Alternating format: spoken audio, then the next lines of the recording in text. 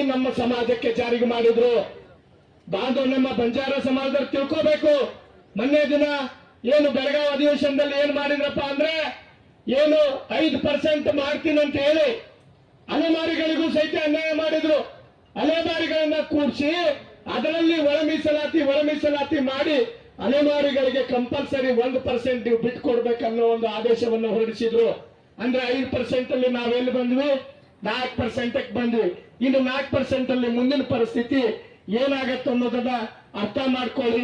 ನಾವು ಕೊನೆಗೆ 17ರಲ್ಲಿ ಎಲ್ಲಿ ಬರ್ತೀವಪ್ಪ ಅಂದ್ರೆ ಮತ್ತೆ 3% ಇರುವಂತ ಸಾಧ್ಯತೆಗಳು ಕಾಣ್ ಬರ್ತಿದ್ದಾವು. ಹಾಗಾಗಿ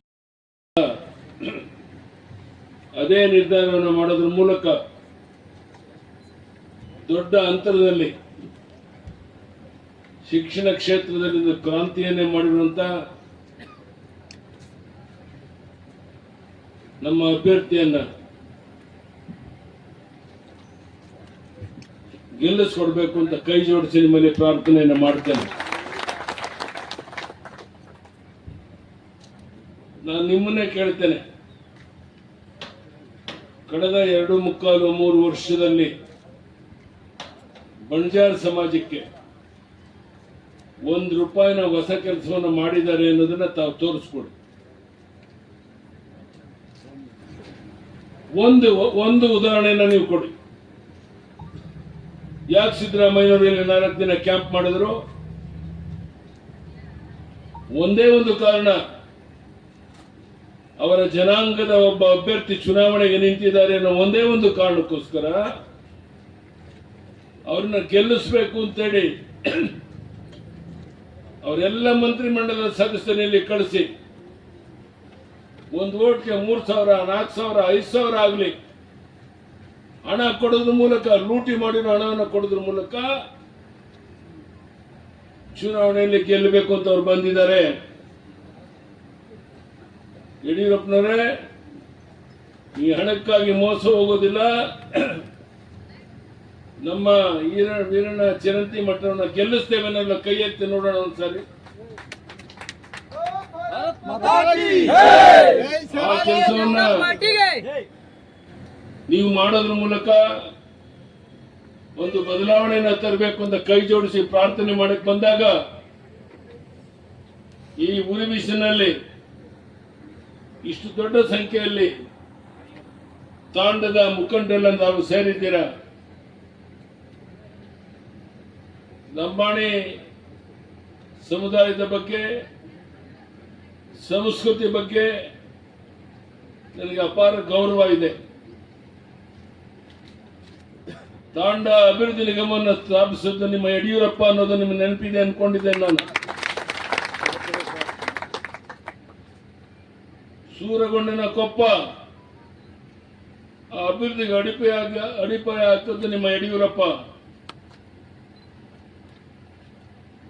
ತಾಂಡಗಳನ್ನ ಕಂದಾಯ ಗ್ರಾಮ ಮಾಡುವುದಕ್ಕಿಂತ ಎಲ್ಲ ತೊಂದರೆಗಳನ್ನು ಬಗೆಹರಿಸಿ ಅದರ ಪರಿಣಾಮವಾಗಿ ಮಾನ್ಯ ನರೇಂದ್ರ ಮೋದಿಜಿಯವರು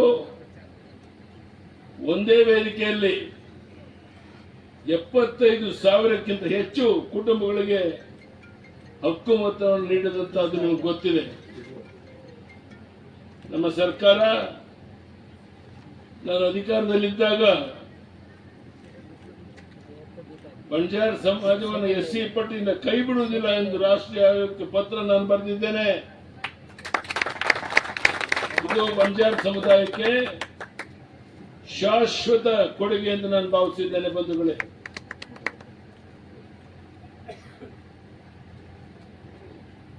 ನಮ್ಮ ಸರ್ಕಾರ ನಿಮ್ಮ ಸಮುದಾಯಕ್ಕೆ ಕೇವಲ 4 ಗುಂಪುಗಳಿಗೆ %4.5% ನೀಡಿತ್ತು. ಈ ಸರ್ಕಾರ, ಸಿದ್ದರಾಮಯ್ಯ ಸರ್ಕಾರ ನಿಮ್ಗೆ ಅನ್ಯಾಯ ಮಾಡಿದೆ. ನಿಮ್ಮ ಪರವಾಗಿ ಬಿಜೆಪಿ ಯಾವಾಗಲೂ ಸದಾ ಇದೆ. ಬಂಧುಗಳೇ, ಈಗಾಗಲೇ ನಮ್ಮ ಎಲ್ಲ ಮುಖಂಡರು ಈ ರಾಜೀವ್ ಅವರು ಸವಿಸ್ತಾರವಾಗಿ ಎಲ್ಲ ಸಂಗತಿಗಳನ್ನು ನಿಮಗೆ ತಿಳಿಸಿದ್ದಾರೆ. ನಾನು ಹೆಚ್ಚು ಮಾತನಾಡಲ್ಲ. ನಿಮ್ಮ ಕೈ ಜೋಡಿಸಿ ಪ್ರಾರ್ಥನೆ ಮಾಡ್ತೇನೆ. ಪ್ರಹ್ಲಾದ್ ಜೋಶಿ ಕೇಂದ್ರದ ಸಚಿವರು ಇಲ್ಲಿಗೆ ಬಂದು ಹೋದ್ರು. ಎಲ್ಲರೂ ಒಟ್ಟಾಗಿದ್ದೇವೆ, ಒಗ್ಗಟ್ಟಾಗಿದ್ದೇವೆ. ಉದ್ದೇಶ ಏನು? ಈ ಭ್ರಷ್ಟ ಕಾಂಗ್ರೆಸ್ ಸರ್ಕಾರವನ್ನು ಕಿತ್ತೊಗೆದು ಮತ್ತೊಮ್ಮೆ ಬರುವಂತಹ ಚುನಾವಣೆಯಲ್ಲಿ ಭಾರತೀಯ ಜನತಾ ಪಾರ್ಟಿಯ ಅಧಿಕಾರಿಗೆ ತರಬೇಕು. ಬಂಜಾರ ಸಮಾಜದ ಅಭಿವೃದ್ಧಿ ಆಗಬೇಕು.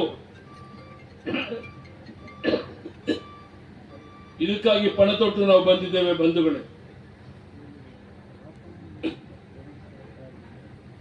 ಈಗಾಗಲೇ ಹೇಳಿದಂತೆ ತಂಡ ಅಭಿವೃದ್ಧಿ ನಿಗಮ ಇರಬಹುದು, ಸಂತ ಸೇವಾಲಾಲ್ ದೇವಸ್ಥಾನಗಳಿರಬಹುದು, ತಾಂಡಗಳಿಗೆ ಕಾಂಕ್ರೀಟ್ ರಸ್ತೆಗಳನ್ನು ಮಾಡಿ